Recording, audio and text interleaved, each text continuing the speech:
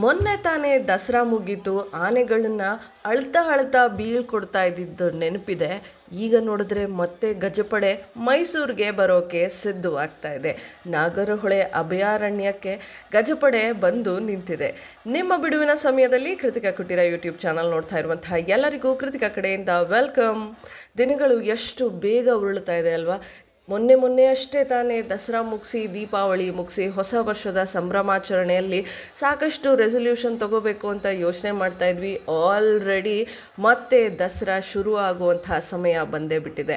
ಹೌದು, ಮೈಸೂರು ವಿಶ್ವವಿಖ್ಯಾತ ದಸರಾವನ್ನು ನೋಡೋಕ್ಕೆ ನಾವು ಪ್ರತಿ ವರ್ಷ ಕಾಯ್ತಾ ಇರ್ತೀವಿ. ಸೊ ಆ ದಸರಾ ಶುರು ಆಗೋಕ್ಕೆ ಮೊದಲ ಹೆಜ್ಜೆ ಅಂತಂದರೆ ಗಜಪಡೆ ಕಾಡಿನಿಂದ ನಮ್ಮ ನಾಡಿನತ್ತ ಬರೋದು. ನಾಗರಹೊಳೆ ಅಭಯಾರಣ್ಯಕ್ಕೆ ಗಜಪಡೆ ತಂಡ ಬಂದಾಗಿದೆ. ಅದಕ್ಕೆ ವಿಜೃಂಭಣೆಯಿಂದ ಸ್ವಾಗತವನ್ನು ಕೂಡ ಕೋರಾಗಿದೆ. ಸೊ ನೀವು ನೋಡ್ತಾ ಇರ್ಬೋದು, ಒಂದೊಂದು ಆನೆಗಳನ್ನು ನೋಡೋಕೆ ಅದು ಏನೋ ಖುಷಿ. ಪ್ರತಿ ವರ್ಷ ನಾವು ಇದೇ ಒಂದು ಪಾರಂಪರೆಯನ್ನು ನಡೆಸ್ಕೊತಾ ಬಂದಿದ್ದೀವಿ, ಪ್ರತಿ ವರ್ಷ ನೋಡ್ತೀವಿ. ಆದರೂ ಮತ್ತಷ್ಟು ನೋಡಬೇಕು, ಈ ವರ್ಷ ಏನಾದರೂ ವಿಶೇಷತೆ ಇದೆಯಾ ಅನ್ನೋ ಒಂದು ತಿಳ್ಕೊಬೇಕು ಅನ್ನೋ ಕುತೂಹಲ ಪ್ರತಿ ವರ್ಷ ಹೆಚ್ಚಾಗುತ್ತೆ. ಸೊ ಯಾವೆಲ್ಲ ತಯಾರಿಗಳು ಆಗಬೇಕು ಅನ್ನೋ ಒಂದು ಪಟ್ಟಿ ಕೂಡ ರೆಡಿಯಾಗಿರುತ್ತೆ.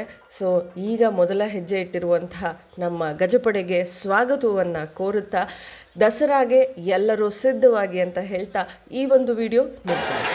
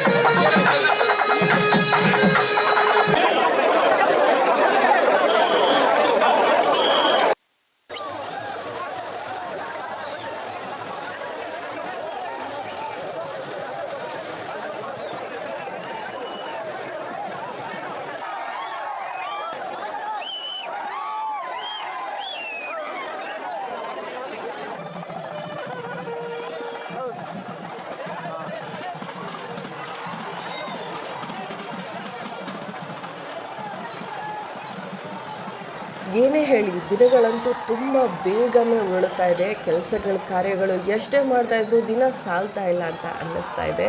ಹಾಗಾಗಿ ಹಬ್ಬಗಳು ಕೂಡ ಓಡಿ ಮರಳಿ ಬರ್ತಾ ಇದೆ. ಪ್ರತಿ ವರ್ಷದಂತೆ ಈ ವರ್ಷವೂ ಕೂಡ ದಸರಾವನ್ನು ನೋಡೋಕ್ಕೆ ನಾವಂತೂ ಕಾಯ್ತಾ ಇದ್ದೀವಿ ಅಂತ ಹೇಳ್ತಾ ಮತ್ತಷ್ಟು ವೀಡಿಯೋಗಳನ್ನು ಹೀಗೆ ಅಪ್ಡೇಟ್ ಮಾಡ್ತಾ ಇದ್ದೀನಿ. ಸೊ ಫಸ್ಟ್ ಟೈಮ್ ನಾನು ಕೃತಿಕಾ ಕುಟೀರ ಯೂಟ್ಯೂಬ್ ಚಾನಲ್ನ ನೋಡ್ತಾ ಇದ್ದರೆ ಪ್ಲೀಸ್ ಸಬ್ಸ್ಕ್ರೈಬ್ ಮಾಡಿ. ಹಾಗೆ ವೀಡಿಯೋಸ್ಗಳು ಇಷ್ಟ ಆದರೆ ಲೈಕ್ ಮಾಡಿ, ಶೇರ್ ಮಾಡೋದನ್ನು ಮಾತ್ರ ಮರಿಬೇಡಿ. ಮತ್ತೊಮ್ಮೆ ಸಿಗ್ತೀನಿ. Until then, Kritika is signing off. Bye-bye.